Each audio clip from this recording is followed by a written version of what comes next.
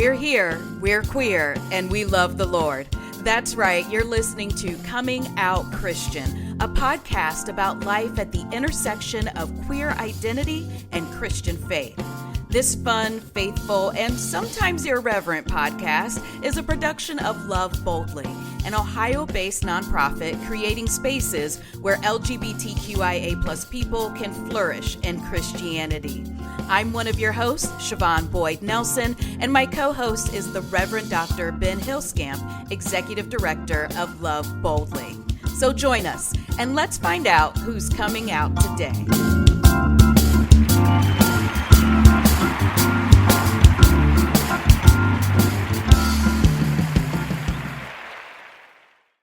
Hello, Ben. How are you today? I'm doing well, Siobhan. How are you? I am doing just amazing. Even though we are recording this in the past, when it is still summer outside, it's a pretty cool day out there. I think all our talk of fall has gotten fall up. It has. I think it's a high of like 75. Yeah, weird. But then also going to be in the 90s later this week. So I'm Sure. still happy. Okay. I got a question for you. Okay. All right. Because you are an adult man, that's why I'm asking you this question. Okay. I am now the parent of an adult man, but this is new to me, right? The kid, and I'm trying very hard as a mom to think of my son as an adult. So, right, gold sticker for Bond for that one. What do adult men want for their birthday? My son's Ooh. birthday is coming up, and as a parent, I'm just thinking, what's an overreach? What's a good thing? Socks, kitchen gadgets, books. See, unfortunately, I don't think there's anything that all adult men want. Okay, fair. Not all men. Hashtag. Particularly because adult man is like the only thing I know that it's the only identity that I know that I share with your son. That's true. Okay, that's fair. Of course, I'm making the assumption that because Mars has a girlfriend or had a girlfriend, that Mars is heterosexual. But still, there's not many identity overlap there. I don't know Mars well enough to guess on other things. I mean, honestly, since I was in college, at the very least, if not earlier, my parents have always defaulted to money. I know it's a boring gift, but it works because I'm so particular about so many things that they know that if they go out and try to buy me something, I'll accept it. I'll be gracious about it, but I probably won't like it. So what my mom has started to do is she will buy a book or she'll buy something that's kind of safe. Okay. And that she can kind of guess at what I might like. And then, any other thing will be money or, a gift card or something to that effect. Yeah. Simply because I'm just hard to buy for. And I know he loves gift cards, right? He's been in love with gift cards since he was in high school. But I'm just that mom that I'm like, no, I'm mom. I should be able to do better than a gift card. Like, how impersonal is that? So I think I'll do maybe something practical and then something fun. That is my favorite way to give a gift, is to give a double gift of, or at least double cards. I often do that as well, where I'll buy a serious card that says, how I truly feel and, sappy emotions. Oh my gosh. And then I'll buy another card that has a really bad joke in it. If no, bad puns, love them. Yep. Okay. I think I can do this. I got about a little bit less than a week. I'll get it together. Mars, don't listen to this yet. Okay. So, maybe Cass will have some ideas too, because I believe Cass is a mom. And so I might be able to get some wisdom from her. All right, let's jump in with today's amazing guest and another amazing pillar in our community who does amazing work at one of our wonderful nonprofits. Cass Helm was born and raised in Louisville, Kentucky, before moving to Columbus in 2016. In Kentucky, she volunteered with Louisville Pride and ran a small donation-driven cafe that created a safe and welcoming space for LGBTQIA+ community members. After relocating to Ohio, Cass became actively involved with Free Mom Hugs and later joined Stonewall Columbus, where she served as the 2022 Columbus Pride March chairperson, organizing and leading more than 17,000 participants. Before joining Stonewall staff in October of 2023, Cass built a 25 plus year career in leadership and operations, most recently in healthcare, where she co founded and co chaired a company's LGBTQIA plus employee resource group. In 2023, Cass transitioned from healthcare into nonprofit work, bringing her operations expertise and passion for advocacy to Stonewall Columbus as Director of Administrative Operations and one of the Pride event coordinators. She holds a bachelor's degree in business management from Indiana Wesleyan University. Cass lives in the Columbus area with her fiance, her youngest daughter, and their beloved pets, Pi and Earl. She is deeply connected to both her biological and chosen family across the U.S. and remains committed to building inclusive spaces where LGBTQIA plus individuals can thrive. Welcome, Cass. It's so great to have you. Hello. Thank you so much. And thank you, ChatGPT, for helping me with my bio. To be honest. Right. Like, Okay. Little it inspiration. sounded good. Little digital inspiration there. And if I can butt in for a second, before we get too much further, I don't think that bio mentioned the fact that, Cass, you are also a board member for LOVEboldly. I Oh my am, and gosh. that's so funny because I just updated my bio, and after they updated our website here at Stonewall Columbus, I was like, shoot, I left one off, and we're a very tiny staff, so I was like, I'll give them a couple of weeks. I won't add that just yet because they just changed my bio for me, and I felt bad. Absolutely, I just joined LOVEboldly, yes, as a board member. It's my very first board. And I'm really excited because I want to learn, for one, from all of you, like how to be on a board. And two, I just want to be more involved. I was never even in the nonprofit world until now. So just getting my feet wet. And I love Ben and I love your all's mission and what you do. So it was pretty easy to like say, this is where I want to start. So yes, I am. I am a board member for LOVEboldly, brand new. Amazing. Welcome. Thank you so much for saying yes and being part of this small but mighty team that is trying to make space here in Central Ohio, in all of Ohio, for LGBTQIA plus Christians to thrive. So Absolutely. Cass, I do want, you seem like you might have, I was watching you when I was talking about birthday gifts. I do. You seem like you might have a little I bit do. of insight. What you got for me, Mama? What you got? So first of all, I have 3 adult children. Okay. I'm the mom of, and listen, I have good genes, so I do not look my age, and I know this, but I did There you start go. young. Yes. My oldest is 30. This Saturday, he turns 30. He also my first grandchild. I have a Oh. 1-month-old baby grandchild that is the sweetest. This is like a whole new experience for me. So It's the loving dream. this. The dream. His name is Eli. He's the cutest little button. It's like looking into my 30-year-old son's face without the beard. It's like, I'm telling you, it's a whole nother impact of love. It's like elevated. And then I have 2 daughters. They are almost 28 and almost 21. So yes. My son is I think for me now though, I love experiences. I love doing experiences with my adult children. I like to ask them, do you want to go get something or do something or whatever? We only did birthday gifts up to 10 years old because I was a single mom. Right. So up to 10, we did birthday gifts and parties. And then after that, we would do one large gift or take you somewhere or do like dinner and, cake. Mm-hmm. Except for milestones. So we did 13, 16, 18, 21, right?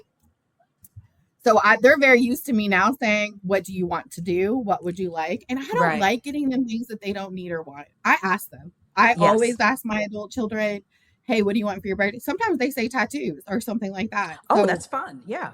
Yeah. I 100% that's how I do mine. Like I'll do money sometimes, like it's easier, but I'm like you, I like to physically give something. But I also like experiences instead. We don't need any more stuff. The last thing that we need are things. Yeah. Like we just don't.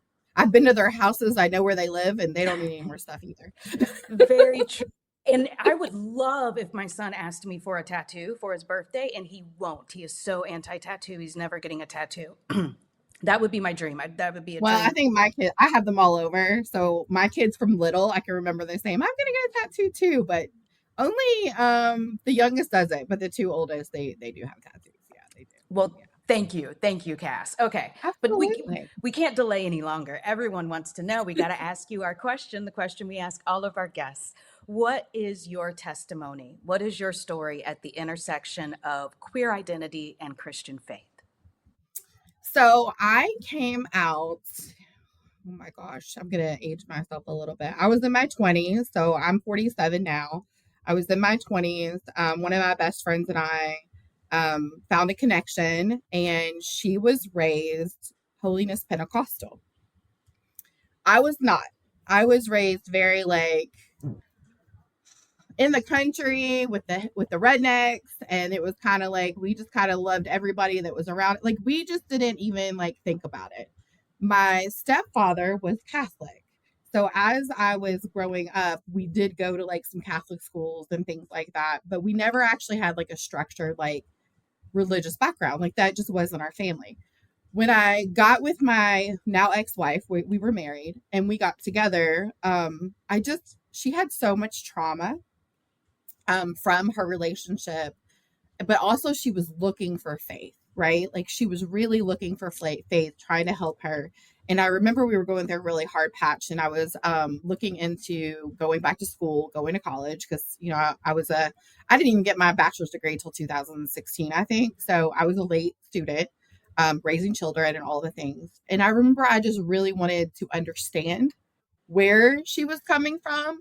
As her partner, I wanted to understand more about like just religion and like Christianity and like the different types. So I chose to get my bachelor at Indiana Wesleyan, and Indiana Wesleyan is a Christian college. So in that transition period, I was able to learn just lots of things: the New Testament, the Old Testament, information, things that made sense to me. I also came out while I was, in the process of in school to my fellow students, and it gave me that like curiosity to like find more. And I knew for me, like I've just always just been open to everyone and open. Like I've never been a judgmental person. I come from a family like that. Like we're just very like, if you come over and you eat dinner with us, you're probably family now. Like that's just how we always were. And so in that college, they had a class where they wanted you to go to a church, hear a sermon. At this point, I had not been involved in any kind of church services since I was little, going to Catholic school. And so they asked you to go to church. So I Googled, gay friendly churches in our area. We were in Kentucky. Right. We were in Louisville, Kentucky. And a church came up called Open Door Community Fellowship. It was the very first church that came out. Very gay. There were so many rainbows on it. I was like, this is the one. So we decided as a family, as a group, we had our children, they were younger. She had a son as well. And I said, would you be willing to go with me to a church service? It was a Wednesday service. So they were very like low key. And everybody said yes. There was even a couple of friends of mine, I think, that decided to come. And so we went, and I remember the assistant pastor there, Jeff, just the biggest smile in his face. Like we felt so welcome. So we came back. And then we just kept coming back, and we got to know the people there. And it was a time in both of our lives that I know that we started to find peace, right? But also I was learning that my beliefs, which are more like internal energy type things, connected with that belief. So example, Holy Spirit, right? A lot of people refer to the Holy Spirit. I had to like write a report or something about what the Holy Spirit meant to me. And to me, it's intuition. My intuition is my little alarm clock. My Holy Spirit, my inner peace saying, if follow your intuition, something's talking to you, right? So that's my position on the Holy Spirit. And so I just started to like connect all the pieces, that the way that I feel in Christianity is very similar. It's just people use different words. And Ben and I talked about this too, right? I may not refer to it as God. I might refer to it as universe, higher power, something like that. And that's because if you put it in a box, you're taking away the magnificence of it all. You're Yeah. taking away, if you are giving it a title and you're putting it in this little box and you're saying, I am only Christian, I only do this and I only do that, then you're missing out on the larger piece of it. Like all of that Magnus, and I get goosebumps thinking about it because, Yeah. for me, it's energy. For Mm-hmm. me, it's all about like spiritual is energy. It's about how you feel. It's about how it makes you feel. It's not about going into a building. It's not about like having, constant prayer. For me, my prayer is more of a manifestation, right? I'm more of like, I talk out loud. I do the law of assumptions. So I'm very much like, this has already happened for me. Thank you for letting this happen to me. Thank you for protecting me. Thank you for saying, all of the things. It still connects. It's still Right. the same thing. We're still all following underneath the same type of love, Yeah. or should be, right? Right. Or should be. Mm-hmm.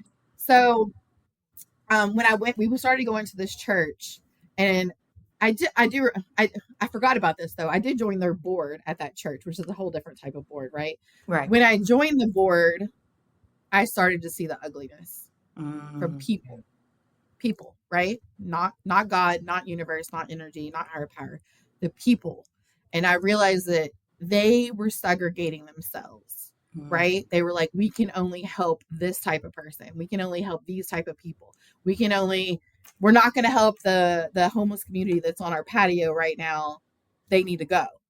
And I was Okay. like, what is happening? And I remember us trying to figure out where we were going to send our tithes to through the church. And they were like, no, not that one, for whatever reason. And I was like, but why not? Like, they still are a community, right? All these people that we all connect with are somehow part of our community. Whatever Right. your community is, they are connected to you. Whether it even if it's your Uncle Bob that is a supporter of things that are not, he needs to be educated, right? That is taking that education and teaching him, not isolating him, not removing yourself. And I'm not saying that's for everybody. Not everybody's in a space that they feel comfortable educating other people, but I did. Mm-hmm. And so I stepped up in that space and said, I don't feel God here anymore. I don't feel connected here anymore because it just feels ugly now. Like Okay. they didn't want kids to be able to be in church. They wanted kids to not be seen, not be heard, like all of these things. And I was like, that's why I'm here. I'm here because I want my kids to be part of this and I want them to have it. So I remember I went to the pastor of the church. She's amazing. Her name's Sherry. I definitely always felt like I saw God in her eyes. Like I just Mm-hmm. always felt it with her. She was very amazing. So I stayed a long time. And I remember I went to her and I said, this is how I feel now. I said, every time I go to church, I just keep thinking about these conversations and these negative people that are here and like that are part of the board. And she said, you need to get off the board immediately. She Wow. said, it is affecting your faith.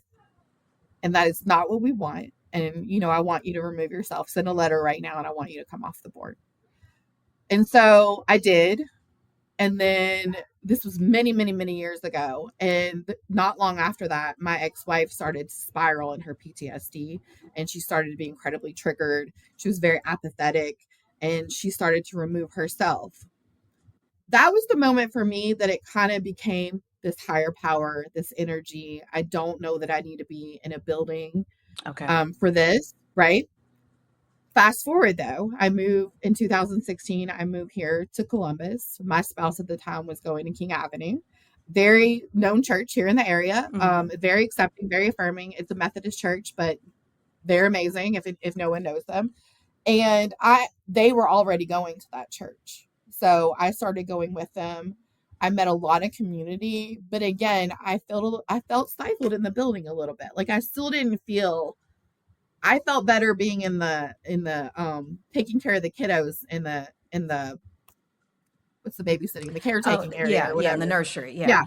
Yeah, in the nursery. So I would go in the nursery and that would be my church, right? I was Right. teaching the kids about the word and teaching the kids about things that God talked about and things like that or from the Bible. That brought me peace. That made me feel good. And so I just realized as it kept going that that's where my place is, right? My Okay. nurturing, caretaking, my communication with people, the way that I treat people. that's my religion. That's my faith. You know, kindness. Like, I don't know if y'all know Reverend Hank from St. John's. He always Yeah, just says, yeah. "Don't be a dick." Like, that's his like motto. Like, he's always like, just don't be a dick. Like, you can be anything you want. Just be kind. Like, be grateful. Be like all the things. So for me, that's where that was when it happened for me. That was when I knew in my heart, in my soul, that yes, I needed faith, but my faith could look however it was that I needed it to look, you know. And I love praise and worship. Do not get me wrong. Girl, I should have been raised Pentecostal. I should have been like out there, because you get me praise and worship band and they are really like, I will cry, I will sob, I will feel in every ounce of me. I just don't want to be restricted. I just don't want to I don't want to put it in a box. I don't want anybody else to put me in a box. And I want everyone to know that it's bigger than all of us. Right? We don't have to take that piece and like follow a book and like be so structured and be so peaceful. It's all has to evolve. We're all, but everything we do is meant to evolve. Like, we come into this world and we come in and we start to evolve immediately, right? We're learning sounds, we're learning sight, we're learning taste, all of those things. We're not supposed to stop. Right. So our Christian faith, or our faith, should not stop either, right? It should just keep blooming and blossoming. So I think that's where my connection with like coming here into nonprofit too started, right? So I started with volunteering. I started getting know our volunteers, and like I think it's that you all did mention that I was like the Pride March chairperson in whatever year that was. It's been a while. And I had walked in our march in 2019 with Free Mom Hugs, but I had never been involved in the city's anything at that point. And I remember thinking, I got to get more involved. I want to be more involved. I was in healthcare, and I'm very much empathetic. So I was bogged down with like the energy of it all, dealing with patients, watching my patients die, you know, watching my patients' families, like, and it became really, really hard for me. And so when I volunteered, I came in and I remember they were like, we want you to be the chairperson for our march. And I was like March, like the month. And they were like, no, like the parade. And I was like the big parade? You want me to do that? They were like, yeah. And I said, I don't know. Let me think about it. The next day I came for like a volunteer event or something like that. And I remember that Denzel, our executive director, Denzel, introduced me as the new Pride Volunteer Committee chairperson. And I was like, I looked at him, I said, you got me. You getting me. And after that, it was over. I started doing it. I got to meet with Linda Schuler before she passed away. Lots of people know Linda. She led our march for years. So from the 90s, like she started from the 90s, there were like 200 people, and so most people know who she is. Yeah. I got to sit down with her and her wife, Carla. I got to get to know them. I spoke with Rick Neal, who worked directly with her. Like, I made it my priority to learn from these people who had done it before me. Right. But then learn from our current people and evolve it. Right. Like, we can't just stay in that one space. So how can we turn this from a parade into a march? And how can we take this and elevate it from only corporate people to community? Right. And how do we expand that? And that's something that I feel like we've definitely been able to do, right? We moved our nonprofits forward. We moved our like local people forward. We put corporates that aren't actual sponsors at that end. Like we were very intentional about the way that we set that process up. And so doing that and meeting the community and getting to know the people that you all know, we have some amazing humans in our city. Oh yeah. I've never in my life seen it. I've worked in so many different areas, Kentucky, Indiana, Georgia, other areas, and nobody has what we have. They don't have the support that we have here. They don't have a round table having conversations with each other about our leadership goals. So we are so incredibly lucky, but also it brings us together as a community. And whether it's, you know, being in church or part of the Christian faith or anything like that, like, we're just connecting people with the resources that we need. And that's my faith. That's my piece, like being part of that community and connecting others and learning it. I didn't know who anybody was. Like, I was going into these meetings and I was like, but they all took a moment to teach me. Yeah. They took a moment to show me.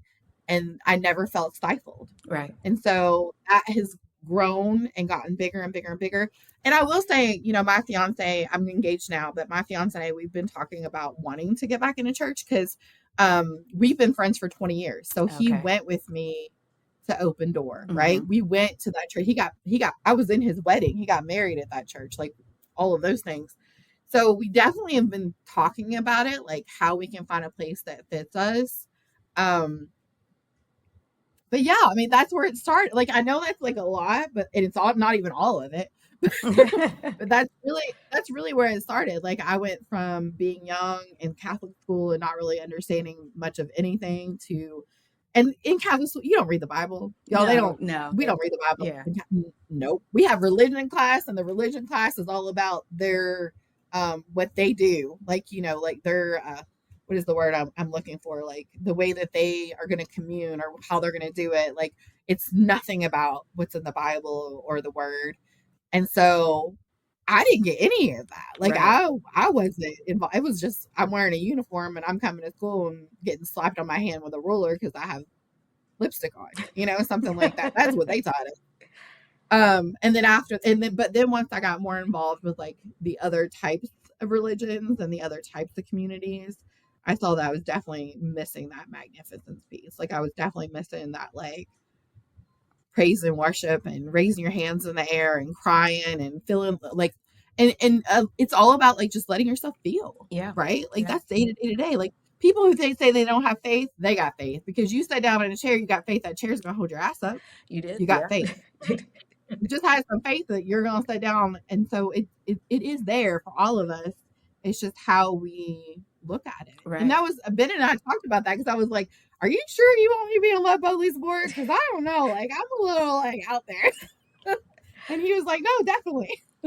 Well, I don't think it's too out there. I would say definitely we heard from some folks during the first season that Oh, good, whose faith good. is expansive and who, like you, don't want to put walls or limitations around God, around faith, around possibility, and the ways in Yes. which that faith can be experienced and or expressed.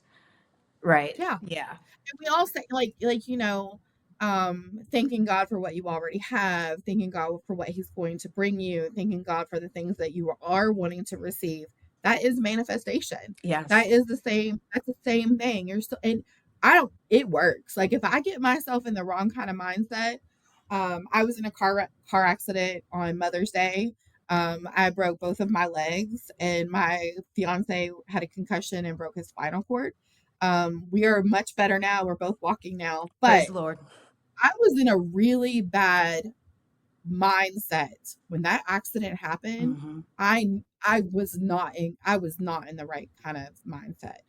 And I'm not saying that that's what caused it, but I'm saying that I was not assuming the best. I was in that moment. I was not. It was a really rough time. There were things happening in our life. We were very distracted. He was sick. We were driving home. The grandbaby was going to be going, like, there's so many things that were happening in our life, and I remember so vividly that I wasn't in a good mindset. Yeah. And so I'm trying to be so intentional about that now, because I know that was, again, I don't think that it caused the accident, but I know that it didn't help it. Yeah. Like, I was literally like actively in this car thinking negative thoughts. Hmm. Like, I remember it specifically, and like not being like aware of myself. And we were just driving, and there was a fatal accident in front of us. We were on 71, and I was going around the truck in front of me, and the other lane was stopped. Okay. Yeah. And I veered off, and I missed everyone, but we hit an embankment to save others. I would have hurt someone. Absolutely. We hit an embankment, and I was completely alert through the entire thing. And I remember he was unconscious, and I remember sitting there, and I was like, "You're not going to pass out. Yeah. Like, you're not going to pass out. We're going to get this together." I looked down at my legs. I was like, "Not going to do that again. We're just going to keep going." And I just pushed through. And I remember I was so alert. I was so like, I was telling them about him and like what he needed. And I was, trying to like decipher. I was like, don't move us out of the car. Like, here's my keys. Like, I was pushing the things out, opening the sunroof. I was very, very, very calculated. And I just hung on. And I was like, mind over matter. I can do this. Right. Like, they came over to pull me out of the car, and I was like, let's go. Get me out of the car. And they're like, well, we need to give you fentanyl. I'm like, get me out of the car. Let's go. But again, I wasn't in the right mindset. And I know that. And like now, all this is triggering. It's a lot of trauma, of course, being in a car accident. So now I've got to do the next step. I've got to tell myself, you are going to drive again. You are going to get in that car. You are going to be okay. You're going to make sure you're in the right mindset because I have the control. I know I do. I know that I was not where I should have been while I was driving. Mhm. I was emotionally not in a good place. And so we have to be able to like say that I'm not in a good place. I shouldn't be doing this. And I did it. So many times I was like, we shouldn't be driving. Like, we need to stay home. Right. We'll stay where we were. Yeah. We were, you know, with some family because he was sick and all these things were happening. And I didn't listen to my intuition. I didn't listen to the Holy Spirit. I did it. And now here we are. Yeah. And it's amazing the way that spirit can speak to us and will speak to us very plainly sometimes. And still we don't want to listen. That it tried to stop me so many times, y'all. It really did. It really did. There were so many things that we stopped, or I said we should turn around, or I didn't go to our normal exit that we go to. Like, there were so many things that was trying to like just warn me, and I didn't listen. Yeah. And like, I can remember my therapist over the years telling me, your intuition never lies to you. Your intuition never lies to you. Like, listen to your gut. And that's mind over. That's it. That's where your mind has to go. You have to stay in that faith. You know, have that faith, do that like manifestation. Again, law of assumption. I love law of assumption. Yeah. I don't know how much you know about that, but I love it's already happened for me. Mm-hmm. This has already happened. I'm going to live my life and assume that I've already got it. Right. It's already happened. I'm already succeeded. So, yeah. I want to go back to the point where, because you didn't grow up necessarily in the church. You know, a lot of our stories are, you know, folks who grew up in the church and then have to unpack that whole relationship. So you didn't really have a relationship to unpack because you went to Catholic school and they don't really focus on that whole relationship thing there. They don't. No. So you didn't necessarily have that relationship with the Bible to Right. or any unlearning to do. And not until I was an adult. I didn't have any Bible experience until I was an adult in college. Yes. Yeah. So, but there seemed to be a level of curiosity there, and you said it came from your partner's negative experience. Yes. And that just seems interesting to me. And I say that because often if we see that someone else has had a negative experience with an institution, even if we don't want to go yeah, there. even if we haven't had it, then it's, you know, why would I go? If I am a similarly situated person, why would I then go and expose myself to that? So what got you past? Why was that curiosity instead of a turnoff? I've been married and divorced 3 times. I love love. And I mean, I love hard. And I put 115, 120% into all of my relationships that I've been in. She was the first woman I was with. So that was my coming out story. She was also my best friend before all of this. I saw her triggers. I saw her family was still very much involved in the church. Her son was still going to the church, okay, with her family and his father and things like that. I don't know. I can't tell you, but I know that I was just so concerned and wanted to understand. And I also was like, well, this school is not just for them. It's for us too, right? Like, if anybody can go to this school. And I was like, I just want to understand more of it. And it honestly showed me the opposite, right? Okay. I didn't see what she was experiencing from these people. But it also gave me knowledge to make arguments against it, if that makes sense, which gave me the knowledge to talk her through it. Right. So they're using this Bible verse in one certain way, whatever that Bible verse is, right? And she's coming to me with this trauma of it, then I can say, actually, that's an opinion and it can be used as this, this, and this. And I can give her another mindset for it. And that was for our children as well, Right. because, at the time, her son, which is, was my stepson, was bringing these things and saying these things around our other kids. And then also having that you're not blood, so you're not my family. And so I did it for all of us. I did it because I wanted to understand for all of us and also help explain, like, I've lived so many lives, and I mean so many lives. And that was just one piece of it that helped me understand and in turn help her, right? To try to understand where she was coming from. I don't know that it helped. I think it helped, but I don't, like, long-term wise, no, like, she had her triggers and she was not able to face whatever that was, and our relationship did not stay together. But at least helped me. Yeah. Right? Right. It helped me, and it's helped me in the future. Yeah. Because then I'm a part of groups that are having conversations, and then I can say, no, I read that in the Bible. That's not what we're doing. Yeah.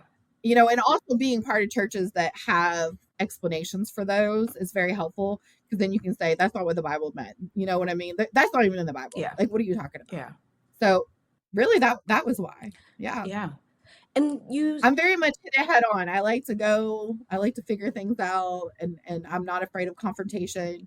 I might feel scared, but what is it, 365 days it says do not be afraid in the Bible or something like that? Yeah. Fear not. Yeah. It's the Fear most not. often repeated phrase. Yeah. If only we'd listen. If only, again, it's right there. If only we'd listen. And then probably for our last question, unless Ben wants to jump in, but you said that you might be interested in a church, you and your fiance. Is there anything in particular that you're looking for, or that you either desire or just really would like a space that doesn't have a thing? I think definitely interdenominational, right? I definitely want it to be interdenominational. Praise and worship is really important to me. Yeah. I don't like to just sing hymns from a book. I like it to be loud and proud and play some drums. And so that's important to me. If I'm going to have church, it's going to be in my car, and I'm probably listening to music and singing and that type of thing. Yep. So those things are important to me. And then also I want it to be for everybody, not just me, not just you, not just Ben, but everyone. Right. Right. That's what I'm looking for. Yeah. Yeah. That sounds beautiful to me. It sounds, especially the music. I know Ben loved it. I'm not sure about the music, because Ben does want to sing some hymns. Ben loves classic church music. So, hey, I like classic church hymns. That's what I grew up on. Yep. That's what I know. But I also like my contemporary Christian. Okay. I also like gospel. The little Newsboys or something like that. Exactly. I mean, God's not dead. I love it. Oh my goodness. Oh my goodness. Well, Cass, this has been an amazing conversation. Thank you so much for sharing with us. I know that there are folks out there who have been energized and inspired by your story. So thank you so much for being an open book with us here today. Of course. I love what you all are doing. I love the story that, you all are trying to tell, and the connections that you're making. And I also love that it's not just one way, right? Like we're not taking the magnificence out of it. We're not putting it in a box. Nope. We're keeping it open and exciting. So that's what I love. Oh, I love that description. How often do we hear people talking about the Spirit or God as open and exciting, or theology? Thank you. That was quite the compliment. That's what it should be. That's what we should be representing. It is. Absolutely. We should be. All right, y'all. Yeah.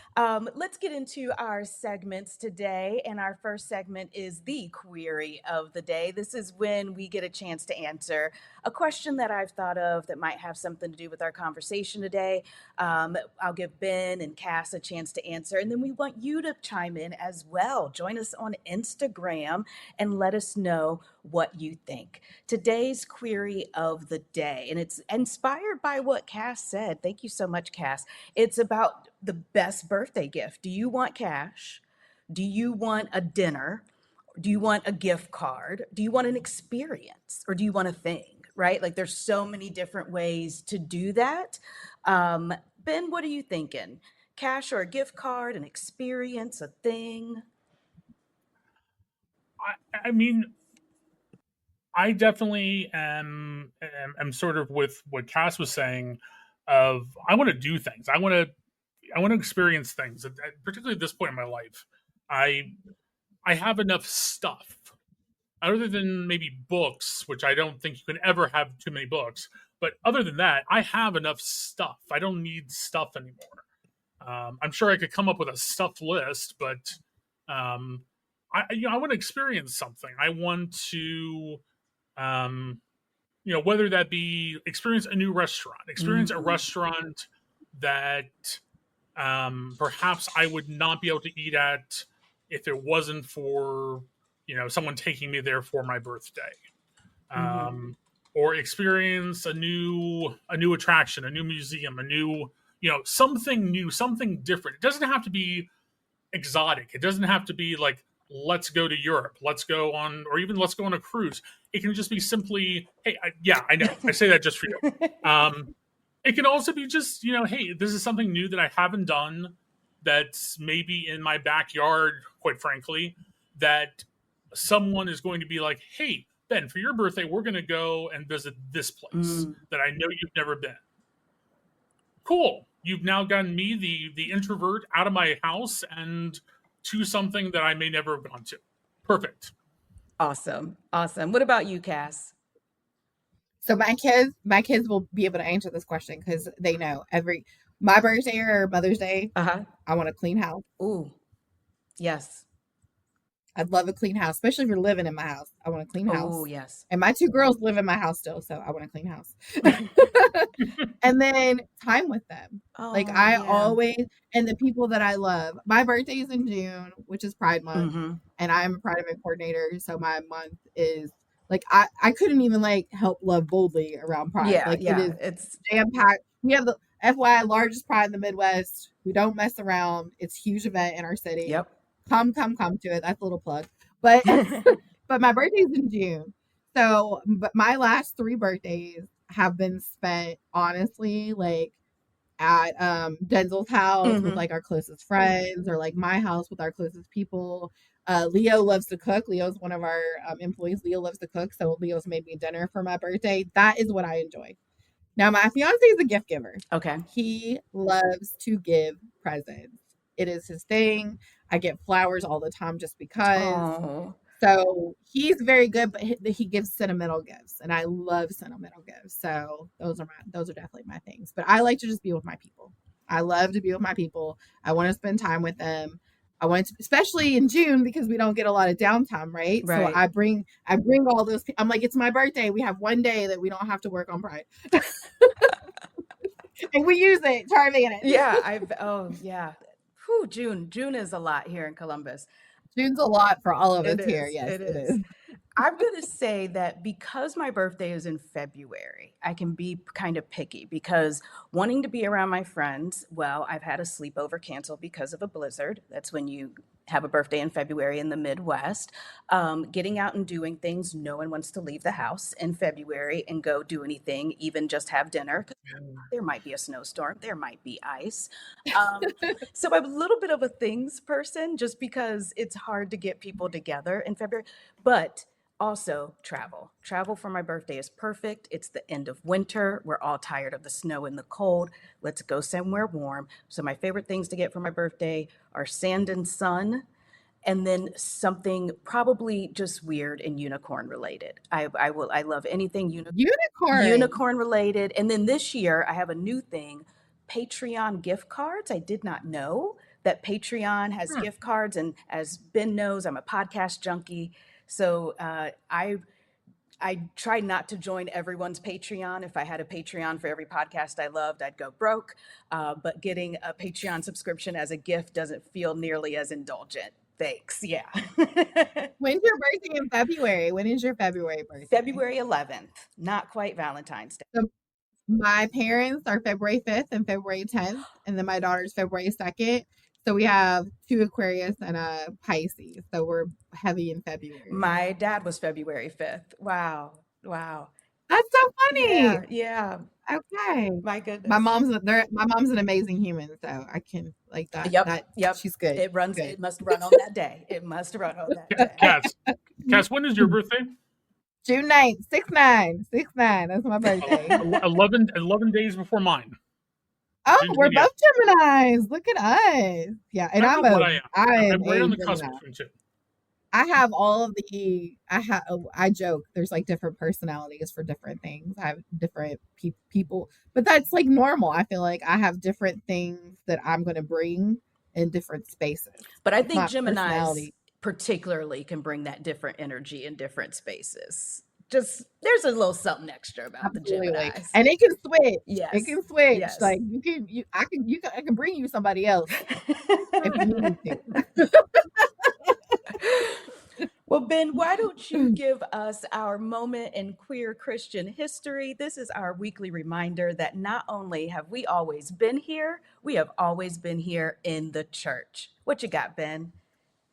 So this is one that I've kind of been sitting on for a while, mostly because I can't pronounce the Greek name for what I'm about to talk about. So with apologies to anyone who does speak ancient Greek, there are these ceremonies that existed in the early church and then were kept alive specifically in the Eastern Orthodox Church called brotherhood or sisterhood or brother making and sister making ceremonies. They were a tradition, particularly in Eastern Christianity, to unite two people of the same sex, usually men, but there are a few key examples for women as well. We don't know if these could be considered a very early version of a same-gender wedding, but they mirrored weddings quite a bit. Some scholars say that they are more of kind of like a blood brother sort of ceremony, because often the men involved were themselves soldiers or academics or involved in other things that at the time would have been very male dominated. But there are notable ceremonies between saints and other kind of well-placed, well-known men. What's interesting is in the Roman Catholic Church, we can attest to these ceremonies through about the 14th century, 1300s. In the Eastern Orthodox Church, particularly in the Greek Orthodox Church, these ceremonies continue and aren't kind of squashed until the early 20th century, the early 1900s. But again, whether they were marriage or not, whether they were meant to mirror marriage or not is open to debate, but they were intentional ways of demonstrating a deeper commitment between two people of the same gender.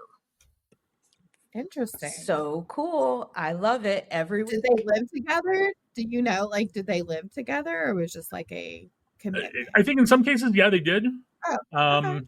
But again, I mean, we have to say there's all the caveat that we have to be careful when we apply our modern understanding of sex and sexuality to anything really before about 1860, because that's when people started theorizing about what we now refer to as LGBTQ identities.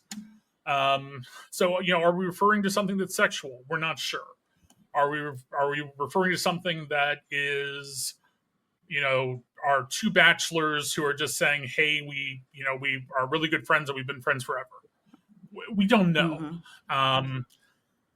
There are two saints, Saint Sergius and Bacchus, in the very early church, Roman soldiers who converted to Christianity, and then who were martyred together, who are thought of and often portrayed next to each other and are often thought of as gay men. But we're referring to people who lived and died in the 3rd century AD.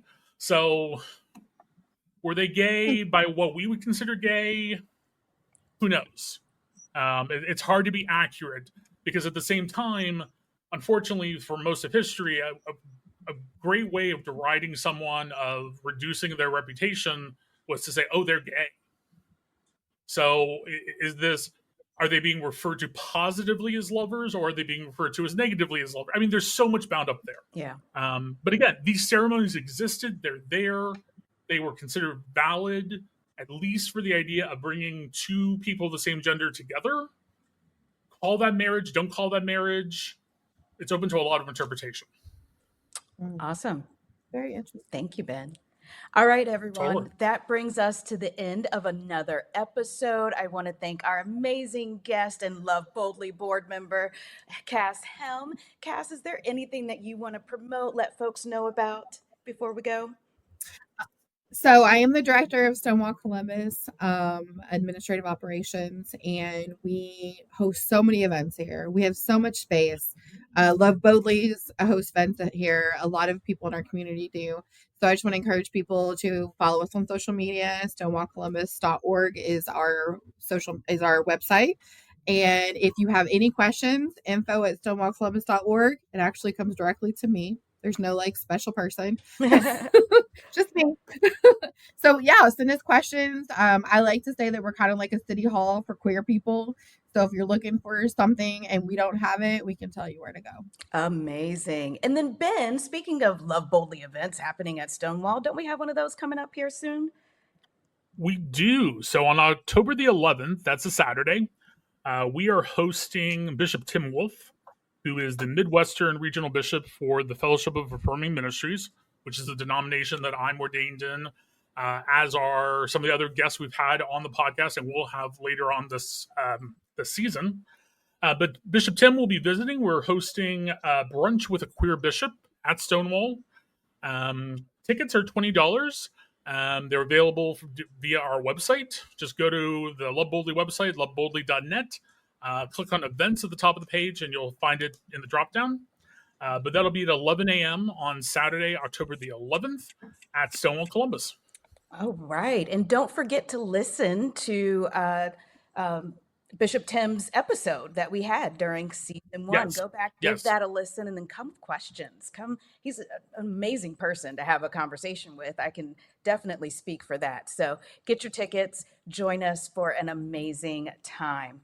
And like this podcast, subscribe to the podcast. That way that you never miss an episode. We're going to drop every Sunday when we're not on hiatus between seasons. And tell a friend of a friend. Let everyone you know that Coming Out Christian is here, and we want everyone to hear it. And then join us next week for another episode of Coming Out Christian.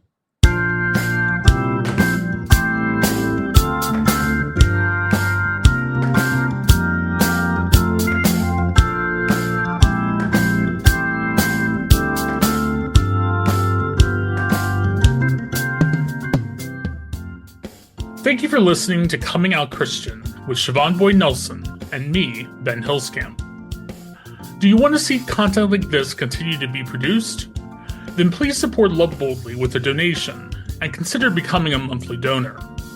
You can donate online at www.loveboldly.net/donate. Join us next time as we continue to engage with people who proudly say that we're here, we're queer, and we love the Lord.